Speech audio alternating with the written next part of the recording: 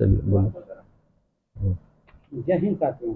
इस समय हम गाजीपुर के बिंदौलिया में मौजूद हैं और राष्ट्रीय राष्ट्रीय आदर्श व्यापार मंडल के अध्यक्ष अनीश जी के यहाँ मौजूद हैं। यहाँ पर इनका मुख्यालय भी है व्यापार मंडल का।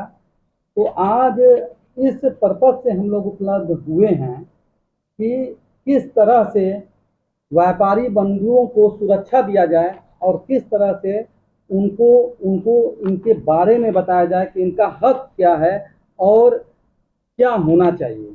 तो एक बहुत ही अच्छा जनाब अनीस अहमद साहब ने एक शासन प्रशासन को भी लेटर भेजा है और उसका नाम जो है कार्यक्रम का व्यापारी सुरक्षा संवाद।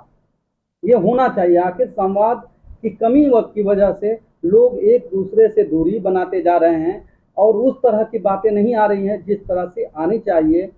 जिस तरह से व्यापारियों को अपने हक के बारे में मालूम होना चाहिए, यह दूरी की वजह से ही नहीं हो पा रही है। तो अनीस साहब जी, आपका बहुत बहुत इस्तकबाल है हमारे चैनल पर कि आप एक बार फिर ये बातें लेकर आएँ कि व्यापारी सुरक्षा संवाद होना चाहिए। तो इसमें किस तरह का कदम आपने बढ़ाया है?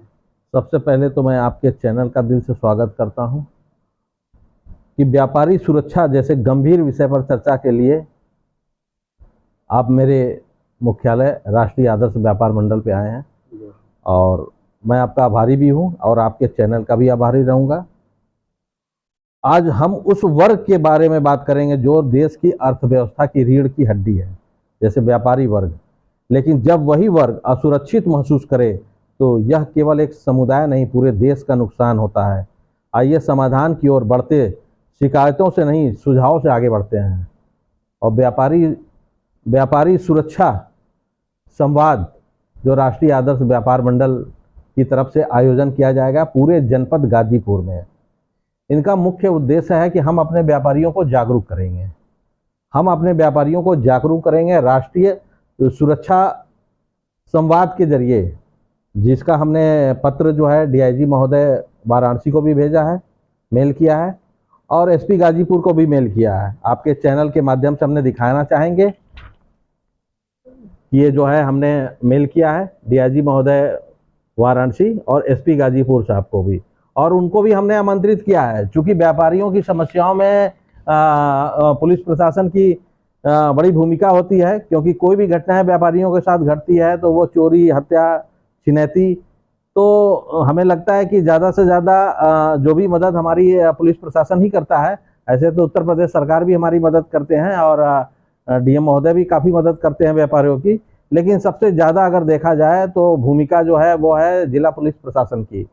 तो हम जिला पुलिस प्रशासन से इस संवाद में उपस्थित रहने के लिए गुजारिश किया है कि व्यापारी सुरक्षा संवाद में और जो है पुलिस प्रशासन का भी सहयोग मिले।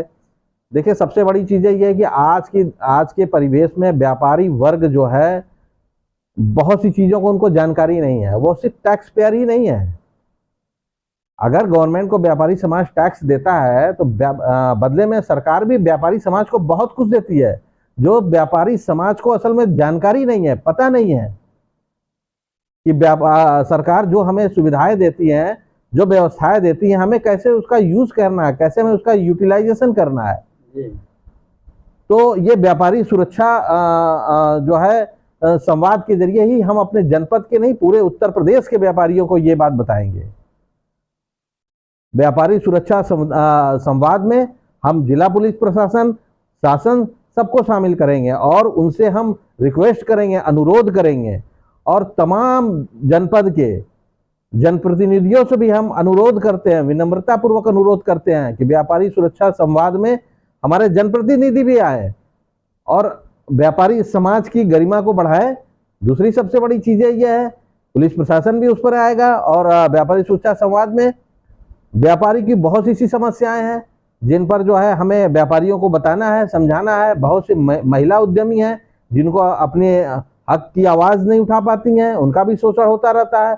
युवा व्यापारी जो हैं उनका भी कहीं ना कहीं शोषण होता है। उन्हें भी सरकार की तरफ से इस समय जैसे मुद्रा योजना चल रही है, ये सरकार की महत्वाकांक्षी योजनाएं हैं जिन्हें हमें जानकारी नहीं है।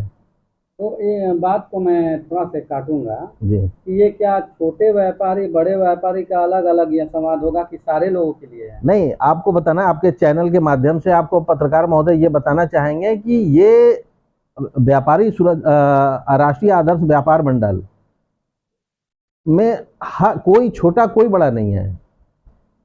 एक ठेले वाला भी व्यापारी है, एक शॉपिंग मॉल वाला भी व्यापारी है। जितनी शिद्दत ईमानदारी से हम एक ठेले वाले की भी लड़ाई लड़ते हैं हमारा संगठन, उसी तरह एक बड़े व्यापारी की भी हम लड़ाई लड़ते हैं। फैन ऑफ कर दीजिए। बंद कर दो, फैन बंद कर दो।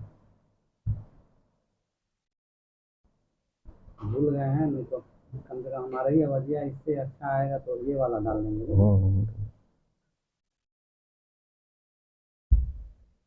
चलिए पूछिए अपनी बात। यानी ये सारे लोगों के लिए है, ये जरूरी जी। नहीं है कि व्यापार का मतलब चाहे वो छोटा हो चाहे वो चाहे बड़ा हो। हो। तो ये बहुत अच्छी बात है। तो ये कब तक होगा या कैसे होगा? ये इसके बारे में हम आपको बता दें, आज हमने डीआईजी महोदय को एसपी गाजीपुर को मेल कर दिया है। जैसे उनकी अनुमति मिलेगी कि हाँ हम आपके व्यापारी सुरक्षा संवाद में पार्टिसिपेट करेंगे, उनकी अनुमति मिलते हम पूरे जनपद में व्यापारी सुरक्षा संवाद चालू कर देंगे, जिसमें हमने जनप्रतिनिधियों को भी पत्र लिखा है कि जनप्रतिनिधि भी आए व्यापारी सुरक्षा संवाद में, वो भी आए और व्यापारियों को में एक जागरूकता को बढ़ाना है और व्यापारी समाज में एक संदेश देना है कि आपके साथ, हमारे साथ जिला प्रशासन, पुलिस प्रशासन, जनप्रतिनिधि, प्रदेश सरकार, सारे लोग शामिल हैं। छोटा से एक माफी चाहूंगा ये बात करने के लिए। आपने कितने अच्छे से ये बात बताया कि सारे लोग चाहे छोटा हो चाहे बड़ा व्यापारी हो जुड़ा रहेगा। लेकिन हम बताते चले, अभी हाल ही में एक कचहरी रोड पर एक कपड़े का दुकान था, जल गया। लेकिन बहुत से व्यापारी बंधु आए और उसमें बात रखा गया कि हम मदद करेंगे, हम मदद करेंगे। हमको लग रहा है कि 6 से 7 दिन हो गया, अभी तक कोई ऐसा मदद उनको कोई के जरिए नहीं मिला। ये बड़ी लज्जा की बात होती है। कितने बड़े बड़े व्यापारी बंधु हैं, अगर उसको आर्थिक रूप से भी थोड़ा सी प्रेजेंट टाइम में मदद कर दें तो कितना मतलब वो होता। कि हम समझते हैं कि छोटे व्यापारी बेचारे अपने कमाने के लिए ही दूर रहते हैं, ये सब चीजों में शामिल नहीं हो पाते हैं। लेकिन ऐसे ही ऐसे मौकों पर दिखाना होता है ना व्यापारी बंधु को। व्यापारी मंडल है जो गाजीपुर के, तो इसमें हमको लग रहा है कि अभी तक कोई ऐसा व्यापारी नहीं जुटा।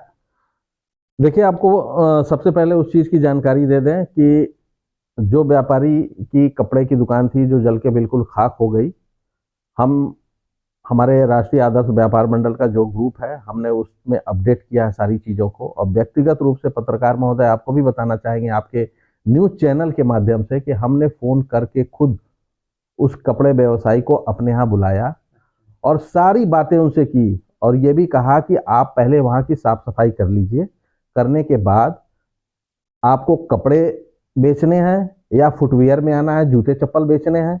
हम चूंकि फुटवियर ट्रेड से आते हैं तो हमने कहा कि ये तो हम तुरंत आपको चालू कर देंगे, लेकिन आपको मौके पर साफ सफाई करके अपनी जगह को व्यवस्थित कर लीजिए। व्यवस्थित करने के बाद तत्काल हम 24 घंटा आपको यहीं मिलेंगे, मेरा आवास भी यहीं पर है, आप आके हमसे संपर्क करिए। हम आपको तुरंत, हम क्षणिक मदद, राष्ट्रीय आदर्श व्यापार मंडल क्षणिक मदद में विश्वास नहीं रखता है। हमने कसम खाया था और हमने वादा किया था जनपद के व्यापारियों से कि हम उसी राख पर अपने व्यापारी को खड़ा करेंगे और उसकी गरिमा को वापस दिलाएंगे। मैं आज दोबारा आपके चैनल के माध्यम से उस बात पर अडिग हूँ और दोहरा रहा हूँ कि मैं उसी राह पर उस व्यापारी को खड़ा करूँगा और हमने उनको आश्वासन दे दिया है। हमारे राष्ट्रीय आदर्श व्यापार मंडल के ग्रुप में वो सारी चीज़ें पड़ी हुई हैं और जब भी वो अपना साफ सफाई करके मेरे पास आएंगे, हमारे यहाँ से जो भी माल की आवश्यकता होगी उनको बेचने लायक, वो हम तत्काल उनको उसी वक्त दे देंगे। और उनसे हमने वादा किया है कि जो भी व्यापारी हैं, कपड़ा व्यापारी हैं, उनसे आप ले लीजिए, हम उनसे बात कर लेंगे। और ऐसी बात नहीं है कि कोई हमारी बातों को नहीं मानेगा। इतना सम्मान मेरा अभी भी है गाजीपुर में कपड़ा व्यापारियों में। और हम विनम्रता पूर्वक अपने कपड़े के व्यापारियों से अनुरोध करेंगे, विनती करेंगे कि उस व्यापारी की मदद करें। यही व्यापार मंडल सिखाता है।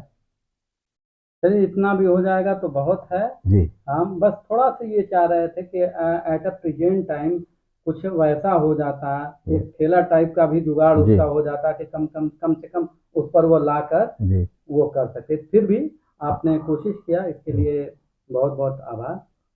और मैं आपके चैनल को भी पुनः धन्यवाद देना चाहूँगा और आमंत्रित करना चाहूँगा कि व्यापारी सुरक्षा संवाद में आपके चैनल भी जो है आमंत्रित है। और हमारे व्यापारी सुरक्षा संवाद को हम सबको मिल के आगे बढ़ाना है और व्यापारी समाज में एक अच्छा मैसेज देना है। यही हमारी गंगा जमुनी तहजीब है गाजीपुर की। बिल्कुल बिल्कुल। जय हिंद, जय व्यापार। धन्यवाद। ठीक है।